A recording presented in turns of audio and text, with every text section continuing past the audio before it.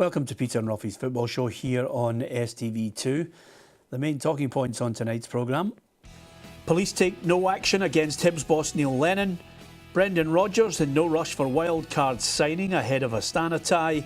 Steve McLaren is out of the running for the Hearts job. Yeah, just a few of the topics we'll be discussing tonight. Alan Ruff is alongside me, Peter Martin, and I'm delighted to say our bookroom guest is former Aberdeen and Celtic striker Joe Miller. Joe with us in the studio over the next hour to discuss quite a lot of things that have been going on. The first one is, of course, that we always look at the papers, and here's the back page headlines that greeted us this morning in the Daily Record. Lennon sweats on ban for goal celeb. This is, of course, from the SFA, not with the police investigation. And City look as if they're killing off hopes of Patrick Roberts facing Astana. It doesn't look likely that he'll be in for that. As far as the Sun's concerned, it's Astana saying it's a revenge mission to knock out the Hoops after the pain of going out last season. And in the Mail, Neil Lennon, the abuse online. There's a police investigation into that. Ronaldo handed a 5-match ban. So there's your back page headlines for you. And I think all roads lead to Celtic Park, this Champions League playoff draw. Ruffy, it's such a big match for Celtic over the two legs. Yeah, it's a massive match. I think everybody is hoping that the job's done in the first leg. I always prefer a reverse role where you have the second leg at home, you know, when you've got your own fans behind you, know what you've got to get. I just think a 2-0 would be good to go away. I think they can handle that. 1-0, it's always a pretty nervy night, but you definitely don't want an away goal. Yeah, well, as you can see, the Kazakhstan side arrived in Glasgow today. They're 7 points clear in the league, heading for their 4th consecutive title. And of course, they were knocked out by Celtic 3-2 on aggregate over the two legs. And I think this time around, one of the strikers was speaking just as they come off the plane. Patrick Twumasi says he's hoping for a different outcome this time. Yeah, actually, all depend about what will happen tomorrow, the game. So now we must to go and prepare ourselves harder, and we know it will be a tough game, but we're gonna give our best and see what it comes. Everybody in the team want to give his best for his team. to come up with a good name. Just we must to do our best to qualify. If it's possible, we got the qualification. We will be grateful. So I think everything's okay. Well, the great unknown on this, Joe Miller, as everybody knows, Celtic are better 1 year on. The big question is, are Astana? Well, they'll be pretty confident because they're, they've won the league over the past couple of seasons, and also they'll have the benefit going into this match that they're halfway through their season. So, they've got that behind them, but it's going to be a difficult game for them. Coming to Celtic Park, I think the atmosphere there, and the typical European night. And I think that the Celtic team, they'll be up for it because, they'll be much stronger than they were last year. There'll be 3 or 4 different changes to the personnel that played that night. And I think that's where we've seen the likes of Dembele. He came off the bench to score the penalty kick, which got them through. So it'll be a big difference in personnel. Yeah, and of course, the Celtic manager Brendan Rodgers has been speaking today. He expects a similar style from Astana. Lots of direct play, lots of crosses into the box. And what about the game plan for his own side? You have an ideal scenario in a game like this here is to get the victory, get as many goals as you can whilst keeping a clean sheet. But I think we showed in the last round against a very good side that the performance wasn't perfect at home, but we can still go away from home and dominate the game and the play and end up with a victory. So, but of course, getting into this final stage now of this qualification phase, the home leg, the support, which is incredible for us, will give us a huge lift tomorrow night. And like we say, we want to try and exploit that opportunity in this first game. The good news for Celtic is Lee Griffiths has declared himself fit, and of course the Celtic striker says this one is a must-win tie over the two legs. It makes or break our season if we get to the Champions League. I think last season, it set us up on a great platform. We knew it was a difficult group we got put in, but just having Champions League football back at Celtic Park after a disappointing 2 years previously, it was massive for everybody involved. If we get to the Champions League, everybody's on a real high, and the fans are shouting from the rooftops as well. So it's great for us. Obviously the league started, but we're just a couple of games in. But if we can get to the group stage of the Champions League, it makes the start of the season worthwhile. I mean, it's hard to believe last season he couldn't get a regular game because of Dembele, but this season, when he's playing, he offers Celtic something totally different again, Ruffy.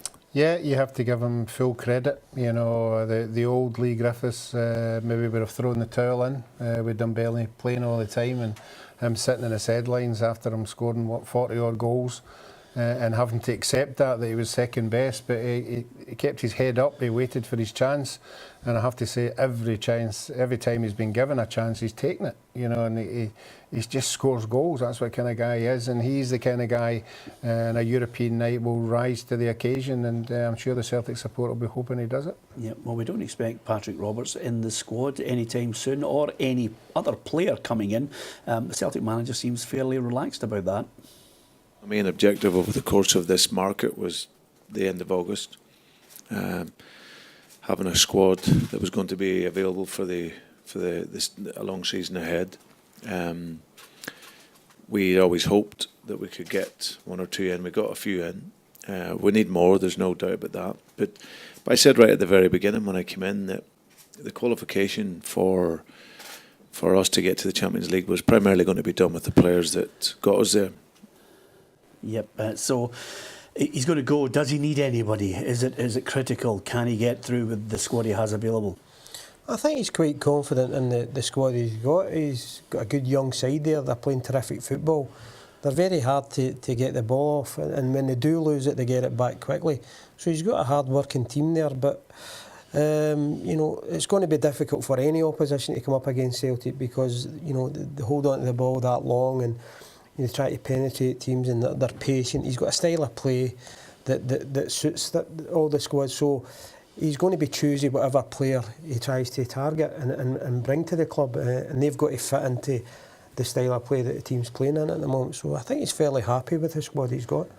Yeah, well, earlier today I caught up with a Celtic fan who's been a regular caller to us on Skype calls, Brian Gilmore, to ask him if he felt as if this was a better and stronger Celtic side that's going to take to the field tomorrow night. I think they are better equipped. I think the players are mentally better equipped. I think if you look last season in Astana, Owen O'Connell and Effie Ambrose were the two centre-halves. And then at Celtic Park, Sadie Yanko, Lustig and I think it was O'Connell were also in the back four, so much better position now. Yeah, as far as Celtic are concerned with regards to the team, do you think there's a desperate need for a wild card signing ahead of this one since Lee Griffiths has declared himself fit? I think it would be better if we'd had the wild card, but let's be honest about it, the game's just round the corner now. They'll have been practising since the Thistle game on Friday night, a team set up and a team formation. If we go and sign, if we were able to bring in Patrick Roberts, and I know that would be the best wild card you could get because Patrick Roberts knows the players and knows the setup. At best, he's going to be on the bench because you're not suddenly going to change the formation of the team that you've been practising for 4 or 5 days. So I think it's probably too late now for a wild card. They've got a bit of revenge in the air. They feel they were hard done by in the last 2 encounters, especially at Celtic Park. They're 7 points clear at the top of the league, but is it a case that Celtic should be winning this one? Do you know what? I sometimes get quite pragmatic when we get to this stage of the competition.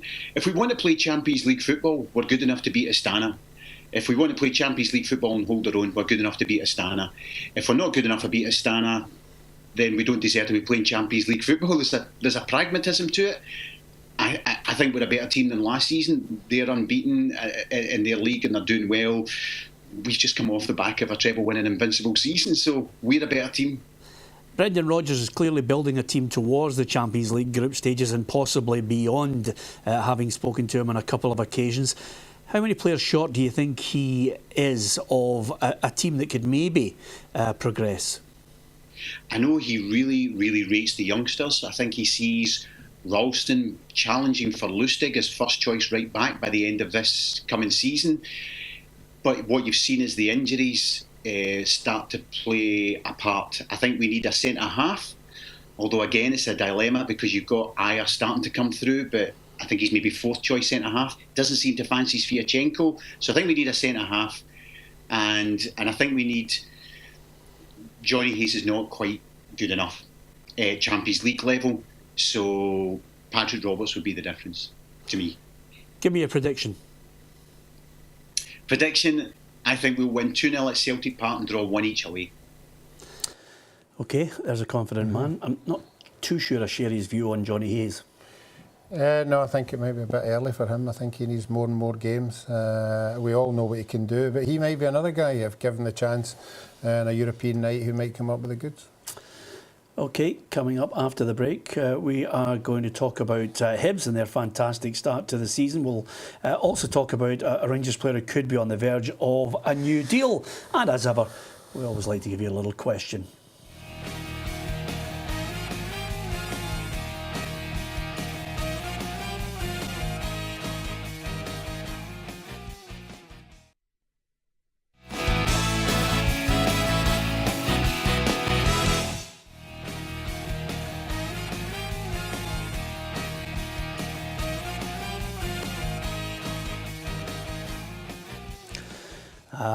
Ruffy and Joe, just one of you dived in and the other one was clueless. It's as simple as that. How could you not get Davy Cooper, Clydebank? Clydebank? Yeah. Surely you should have got that, Ruffy. No, it was a good one. It was a good one. I think a lot of people might have struggled with that one. You think so? No, I thought Charlie Nicholas was a good shout for Joe. Yeah, not a bad shout from Joe. Obviously, when you look at the Aberdeen and winning the Scottish Cup with them, but not the answer we were looking for. It was Davy Cooper, and he scored some fantastic goals. I mean, everybody knows how great he was as a player. The best goal I think I've ever seen him score, Joe, was the Dryborough Cup final against Celtic. When I think he actually, with one foot, managed to take it up and over about 3 or 4 Celtic players, took it on his chest, and then side-footed it into the back of the net. I mean, it was just coolness personified. I remember that one well, but I remember being in the wall against Rangers in the League Cup final, and he hit a free kick past us, and it was past me in the wall, never even. Was this the one past Jim Leighton? It past Jim Leighton, and it hit Jim in the way back. So, he was a tremendous talent. Yeah, absolutely. Davy Cooper. That's the answer to our question. Joe Miller is our boot-room guest. Of course, Rangers and Hibs have been the focus of attention over the last couple of days, given the ferocity of the fallout from the Hibs win at Ibrox on Saturday. Of course, Ruffy, Neil Lennon not going to face any kind of punishment from the police, because I think the Procurator Fiscals looked at it and thought, I don't see anything in the laws of the land saying you can't cup your ears. No, I think as long as the police stay out of it and let us deal with it ourselves within the SFA, then I think that's the way to go. I think once you're going into the court, it could take 2 months, 3 months, 4 months, 5 months. Let's deal with it now and move on, if there is anything to be dealt with, and let's concentrate on the football. And as far as I think sometimes it gets lost when you get such a big fallout from that game, Joe.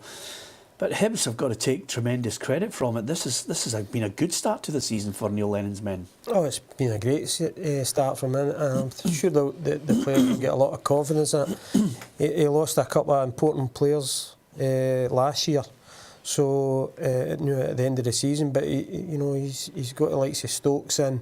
He's rebuilding again. He knows what's required, and if he's been there, Neil's got a lot of experience in the Premier League, so he'll do well. But he'll be more delighted in the start that he's got. Yep, already pundits up and down the country are offering their own suggestion on where they think Hibs can finish after this superb start.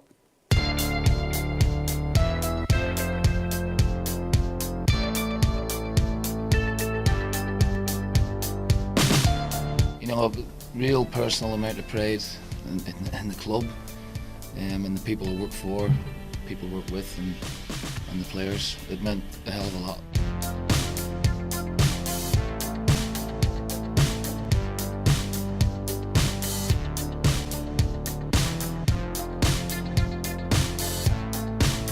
come here and win, there's not many teams that are going to do that. There's a definite improvement in Rangers. There's got pace and power in the team. So have we. We've got goal scorers. That's 3 last week, 3 today, 5 midweek. And we were quietly confident about coming here and getting a result. And I'm delighted. Absolutely determined, and he doesn't accept any excuses at all. He doesn't look for pitches or anything or injuries or whatever to get into the way. He just basically, he knows what he needs to do and just gets on with it.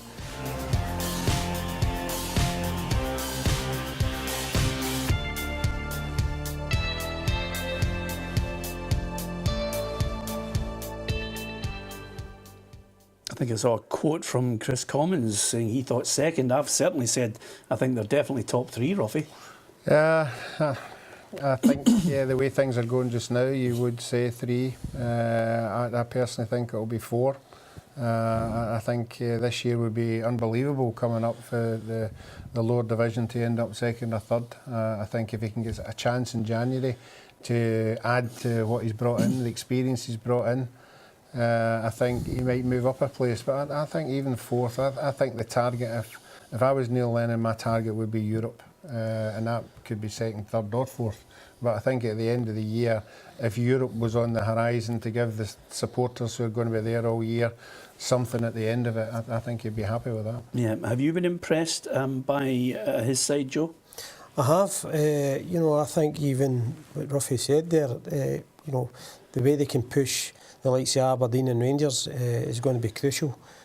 Sometimes you've seen Aberdeen, who are a bit stuttery at times, don't get that consistent run. It takes them a while to get into that. If Neil can capitalise on it, then he'll do well. But he'll be more than delighted at the start that he's got. I don't think he'll be putting as much pressure on the players. He'll just be telling them to go out and enjoy it, because he's got a good side. He's got a lot of belief in him, and he's enjoying himself at that club.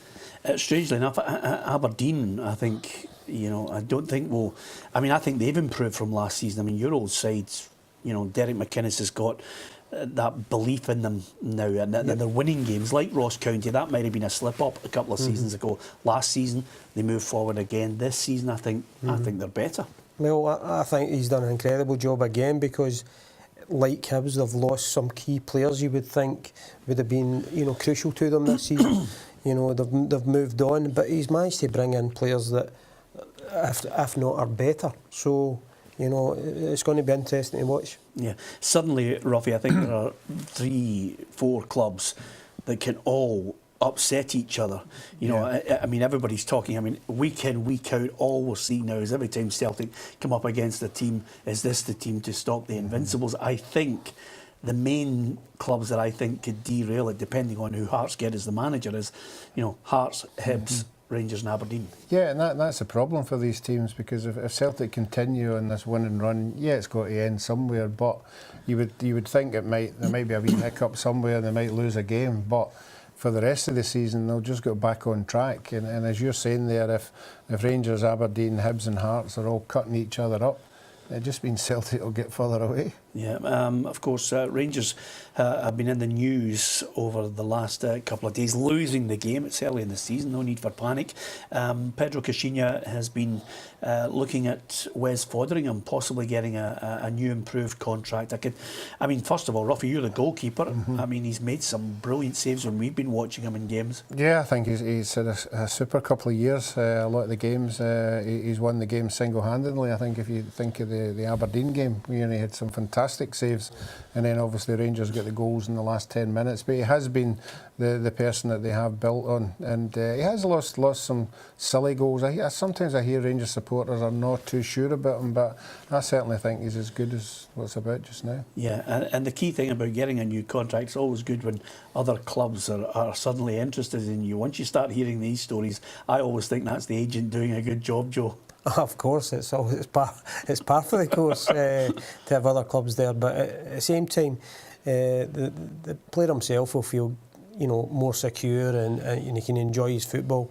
And I think that's the case at Rangers. They need to get players where they're feeling stable, they're feeling secure, and they can go and enjoy themselves.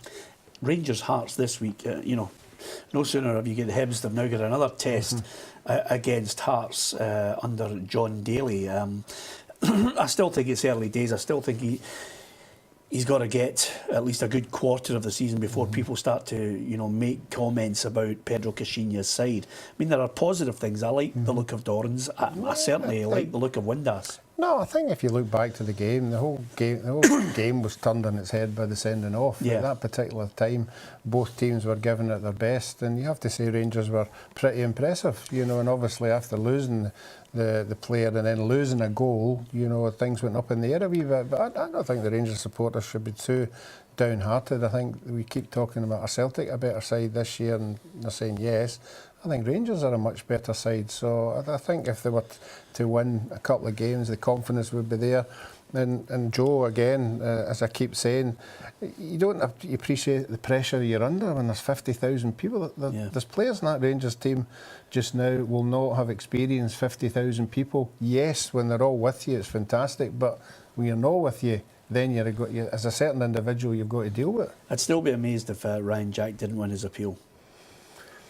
It's a difficult one for me. I think the highlights I saw, that yes, I think Stokes, the two of them went head to head, but in the clip that I saw, unfortunately for Jack, the referee was behind him, and his head did make a forward movement, not a lot to sort of knock him out or hit him on the ground, but it was. I mean, I don't know the exact words or what it comes under, deemed as aggressive or that, but. We've seen a lot of things worse than that being turned on its head. Just going into the game at the weekend, Joe, Hearts, Steve McLaren out of the running because he's, I think, taken up a post with Maccabi Tel Aviv. Is there any need for them to rush this appointment? I think so. I think they need to get somebody in with experience. I think they need to get themselves back in they come into the league with, they got promoted last year, and there was an upward curve. Since then, there's been change in management, and it's not went too well for them. So they need to get experienced guy. They went down the younger route, the rookie route.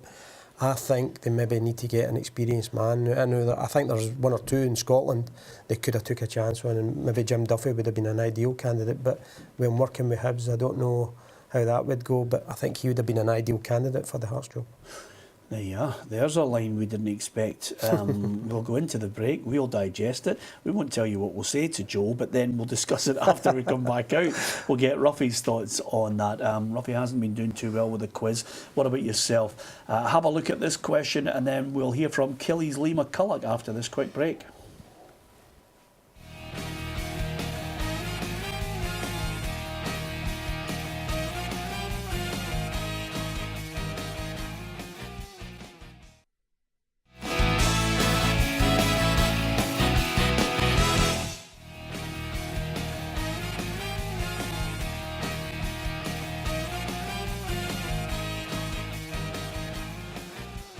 Getting embarrassing now, Ruffy, isn't it? I mean, you're just not getting anything right this week. Just hitting the crossbar, aren't we? We're getting the sort of players from that era, but not the right one, unfortunately. Yeah, and he was a magnificent player. And you know what was amazing about this?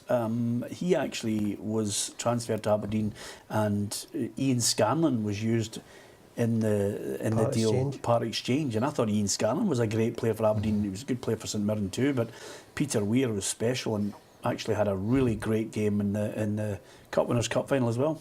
Yep, he was, like we keep talking about every time Joe comes in here, out and out winger. You don't see them now. They have to be in midfield as well as up front, and certainly in the latter third of the park, when he was in his stride, he could fire some fantastic balls into the box as well. That's been the most annoying thing. The past two questions have been teammates of mine. That's exactly it, Joe. I thought it was surely Joe's going to get one of them. But well, you know him better than anyone. Peter was fantastic. I mean, when I just broke through to the Aberdeen side, and I was a centre forward at the time, and Peter was the winger, and he was, talk about, bending a ball, crossing it. He was fantastic at it. He was the best in the business, and You know, he had the most ugly feet you ever could imagine, but could he pass a ball and cross a ball? Fantastic. Joe, I can't let you away with that. What do you mean he had ugly feet? He did. Peter won't mind me saying that, but he had ugly feet. I never thought we'd hear that on the show, Ruffy, to be honest with you. That was the same as the Liverpool boys. They always comment on Stevie Nicholls' feet. You know, I think they're a size 14 or something like that. That's Kenny Dalglish and Graham, but that was a huge bit of laughter in the Liverpool dressing room. Okay, there you are. I don't think you would have known that fact that Peter Weir has ugly feet. I mean, it's a strange thing. Aberdeen fans will now be tweeting that out right, left and centre. Joe with a dressing room, but secret, to be fair. Okay, let's switch our attention to some other clubs who've been talking today. Of course, Kilmarnock, it hasn't been a great start to the season for them, Ruffy. I mean, they were well and truly thumped by a second-string Celtic side, and they haven't been able to get off the mark in the Premiership either. No, I think that, although that'll be the disappointing thing for him, he's got to look at the bigger picture. He's got to look at the games that they're playing in, apart from the Celtic game, and said, could we have taken something out of that game? And the answer would probably be yeah. So maybe he's just waiting until the new players sort of just settle in and click. Yeah, I mean, he's got experience in the side. He's managed to bring in a few well-kent faces that he knows, and of course, Boyd will always get goals if you get him service. Yeah, but sometimes I think, you know, if you're at a club where it's been struggling, I think you're better to bring in the youth and get them behind you and start building from, you know, bottom up. So I know he'd have brought in the experienced players to help him out, but I just feel he should have brought in a lot more younger players that are enthusiastic. Okay, well, our reporter Bruce McKenzie has been casting his eye over Kilmarnock, and of course the manager himself says he's not panicking at their shaky start. From last season, the two games that we've played, the two home games, the first game St Johnstone top 6 team for the last 6 years, I thought we should have nicked something for the game, and Hearts top 4 team, I thought we were really unlucky not to get at least a point for that game, so I'm not worried whatsoever. I think we've got enough and we'll be okay. How difficult is it to go out against a side that gave you quite a defeat in the cup? Well, they've been doing that to most teams that they're coming up against in pre-season and in the league. They're a team in form now. They've got the best squad in the league, so it's going to be difficult, really difficult for us. But we'll need to have a game plan, and we'll need to go in there and believe that we can get something out of the game. A learning experience for the players would be to how Celtic moved the ball so quickly, so simply. But so effectively, and it's something that we spoke about regarding this week and getting into the weekend's game, about how Celtic play and how we're going to play. I felt we left ourselves too exposed at times, so we'll be looking to close the gap in that at the weekend. Yep, 3 games, lost to St Johnstone, lost to Hearts, and now the third one. You need Celtic like a hole in the head. Yeah, you certainly do. And unfortunately, although he's saying, you know, he's not too unhappy, you know, after this weekend's games, I know it's only like 3 games into it, but there could be 3 or 4 clubs 9 points adrift already so early in the season. So the sooner these teams at the bottom start picking up points, the better, because you don't want to be tailed off at the beginning of the season. Well, let's ask the question, Joe. Have you got in your mind teams that you think are going to be involved? I mean, we're going to talk about Partick Thistle next, but Killie, are they one of the teams you see in the bottom 6? Yeah, I think if we're going to be looking at it towards the end of the season, I think Killie will be down at the bottom, nearabouts there, so I don't see them getting out of it. Thistle? Thistle, no, I think they'll do well. I think, you know, I think he's got a good side there. He did very well last year getting into top 6, so I think they'll do well. I think the likes of Hamilton will be there again in Kilmarnock. Yep, okay. Well, we mentioned the Jags, Ruffy's old club. I certainly have enjoyed the way they've been playing their football, and they've brought in a few new faces, including Connor Salmon. They've managed to get him from Hearts. It didn't quite work out for him at Tynecastle, but he's determined to make an impression at Firhill. I want to be playing. I need to be playing week in, week out. And yeah, that's the sort of thing you want as a player. I don't want to look back on my career and feel like I've wasted maybe 2 or 3 years where I haven't played as often as I feel I need to.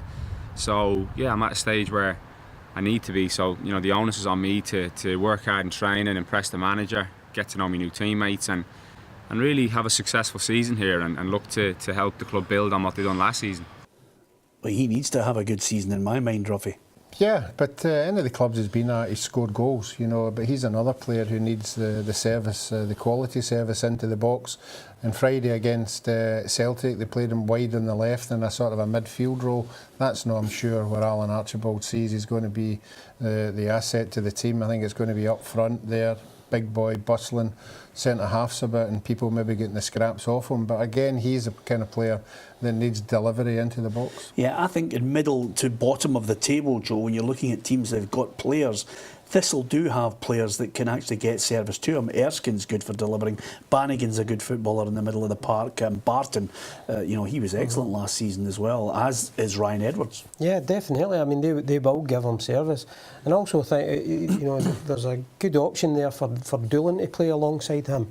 Now that big striker, you know, other striker round about him, try to get things off. So I think there's a, you know, I think Thistle will do well this year. Yeah, I wasn't actually going to play this next clip, Joe, but I feel as if there's a necessity for us to play it because Thistle made two signings. One of them was, of course, Miles Story from Aberdeen, and he explained why he chose the Jags. It's been on the cards for a while, really. You know, I spoke to a couple of people. You know, some clubs up here, some clubs down south, and. You know, I've always kept tabs on Thistle. You know, obviously, you know, knowing someone here and just sort of being an away player, I've always admired the place. So I've always kept tabs on him when I knew there was some interest, and obviously met the manager and stuff. You know, when mine was made up that I wanted to come here. Yeah, just great to see Miles, you know, giving his take on it. Where did he get the hats? Somebody's got I want one of the hats. Somebody's got to say. Somebody's got to say to him, no, take the hat off. Surely that's a PR person's job. George, what are you doing? Tell him no, take the hat off. I mean, that's ridiculous. Yeah, I thought it was Honey G there. I mean, at that point, Ruffy, you couldn't get into the dressing room in your day. You're going to get pelters for that. Oh, you certainly would have. You know, I think if you'd taken a hat like that into the dressing room, I'm sure it'd be full of stuff by the time you left. You wouldn't be wearing it again. Oh, dearie me, I don't know who was advising him. But anyway, I hope Miles is a strong character because that was absolutely priceless.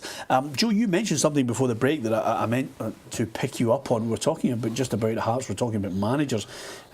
Jim Duffy signed an extension with Morton. You mentioned Jim Duffy potentially being one of those candidates that Hearts should look at.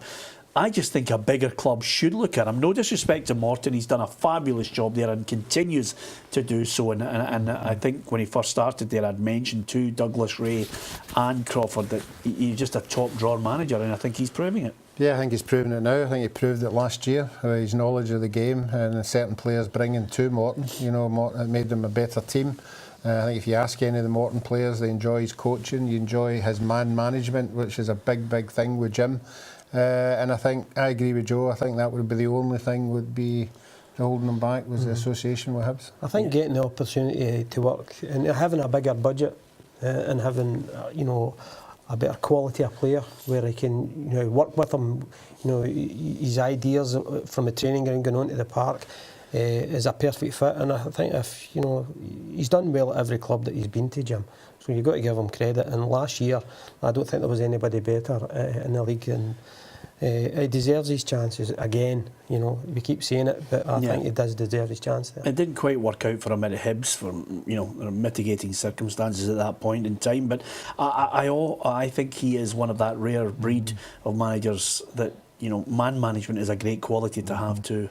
Yeah, and Joe will tell you there's nothing better than getting into training in the morning and you're getting on well with the manager, you like everything he's doing, you like his training, you like he can put his arm around you and have a wee bit of banter with the players.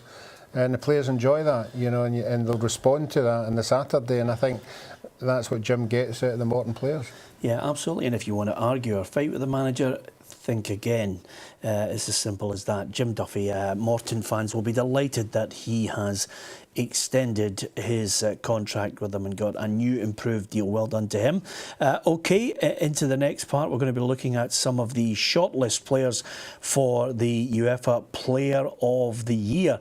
But this last question, if Joe and Ruffy don't get this one, they need to chuck it. It's as simple as that.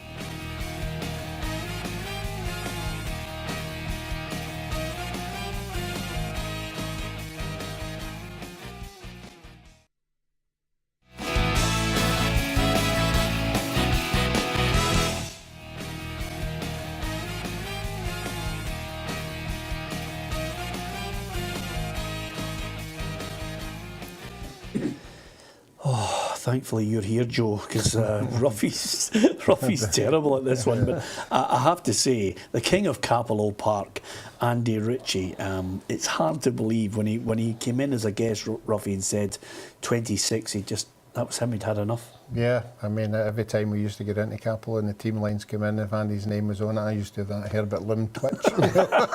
Because 9 times out of 10 he would do something special. And I mean, people just hear me telling these stories. He was special. Yes. You know, he could score goals for the halfway line. He could score goals for corners. He could curl the ball. He could do anything he liked. Obviously, the fitness wasn't there, but when you get that much ability, you just want him on your side. And if you were a Morton supporter back then, it must have been a joy to see him in action. Well, as a boy, Joe, I mean, I don't know if you share this view, but as a boy, he was one of my favourite players. I just marvelled at him. I could not believe, you know, this guy, big strapping lad, the skill he had was absolutely incredible.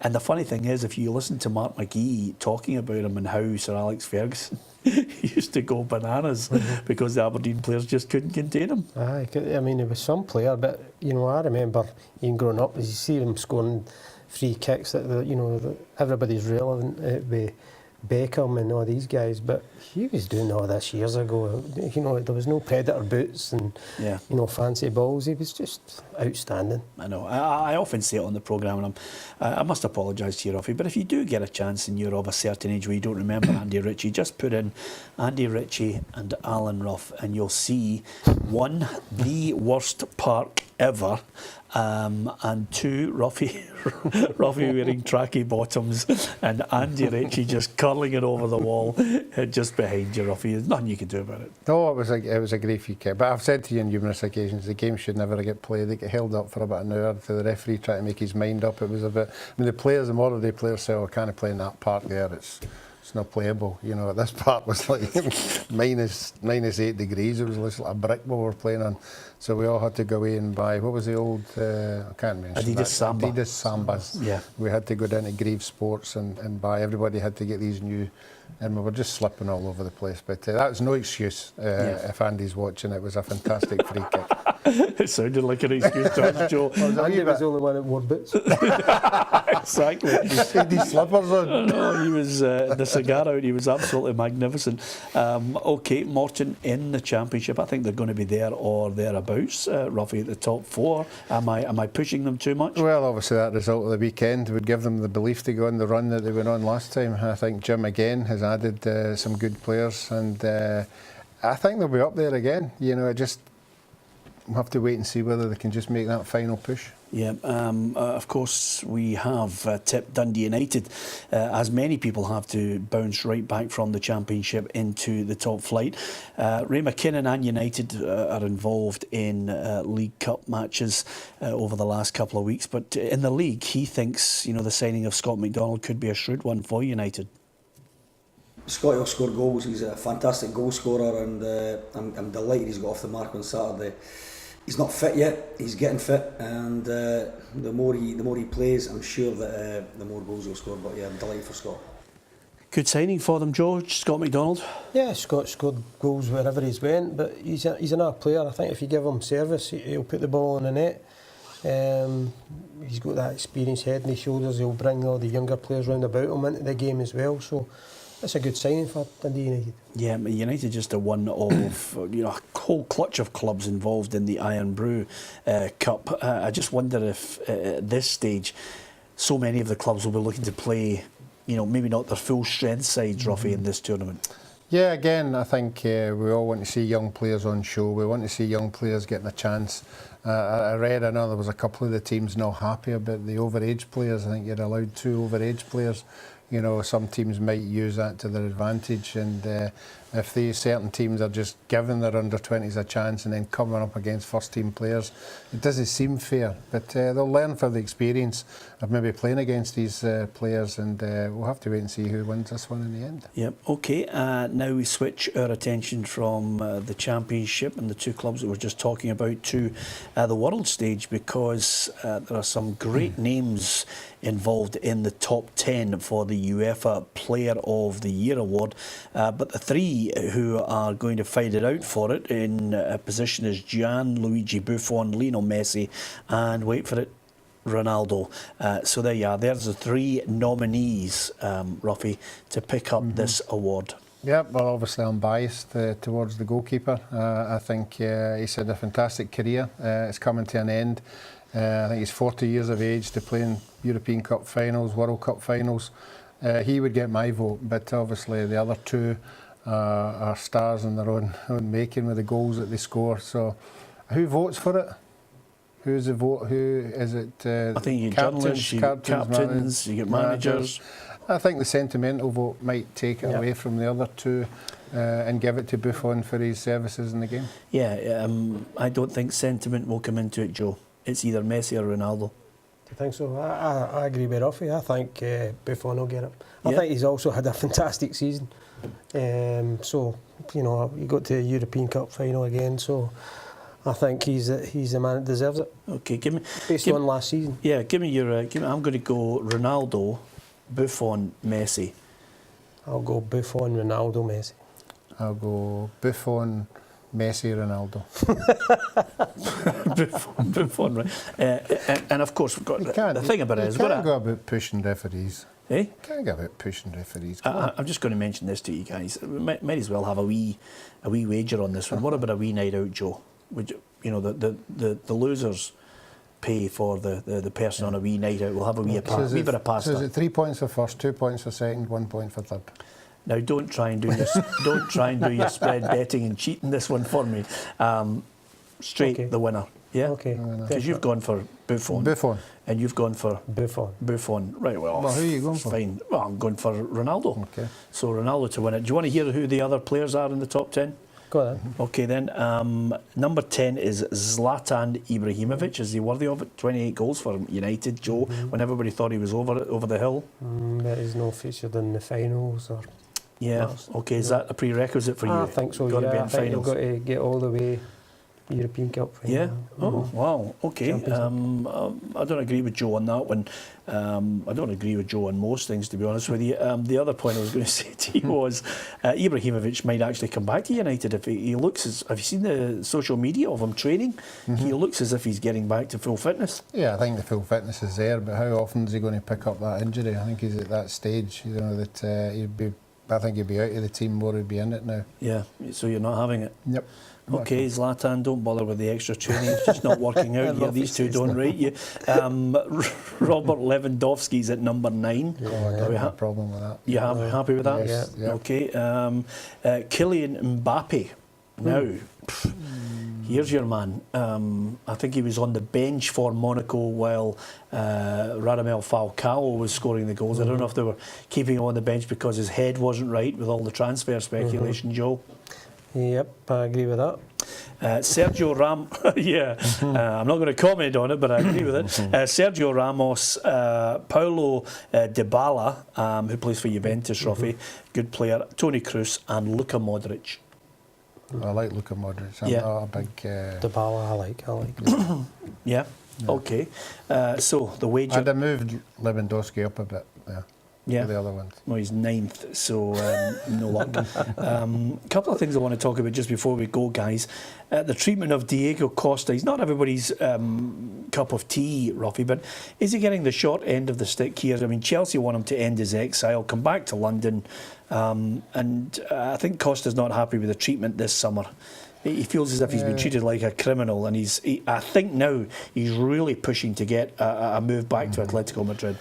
Well, obviously everything was going on during the break there, you know, and you have to be in the know to exactly know what's happening in there, who's pulling the strings. Did he say, I want to go and play in China, or was that just made up? I mean, I just feel that the best thing for him now is to move, because obviously I think everything that's happened has turned the fans against him, so I think it would be very difficult for him to get back and play in a Chelsea jersey.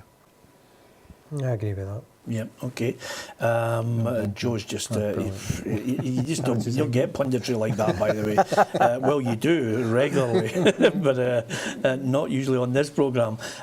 So, before we go, guys, I've got to get your last thoughts and your predictions for the game tomorrow night, because by the time we go on air, it will be ready to kick off. The Champions League theme will be kicking in. Joe, how's it going to pan out in the first leg? Well, I think if Celtic get their passing game going, which I think is very hard for any team to get the ball off them, and if Griffiths is fit and on fire, I think Celtic will be comfortable winners tomorrow. I think they'll be 3-0. 3-0 with goals to spare as well. Ruffy, what's your take on this one? I think, as we all know, that the first 15-20 minutes of this Champions League at Parkhead, we've been there. The place will be lifted by an early goal, and I think that's what Celtic need. I can't see Celtic scoring 3. I think 2 would be a good result, with obviously not conceding. And of course the Green Brigade will be back. Just a message of behave themselves and create a good atmosphere. No, I don't think that's going to happen. Yeah. I think they'll bring a great noise to the game, but I think unfortunately there'll still be banners about. Let's hope that they are, as we all like to see the banners, funny, you know, without any political messages going about them. Yep. But Champions League night is the night to fly them. Yep, okay then. Thanks very much to Joe, who agreed with most of what Ruffy said on the night, and of course thanks to Ruffy as well. Join us tomorrow on the programme. We'll just get the early build-up to Celtic against Astana, and of course we'll bring you all the latest news again from 7:30.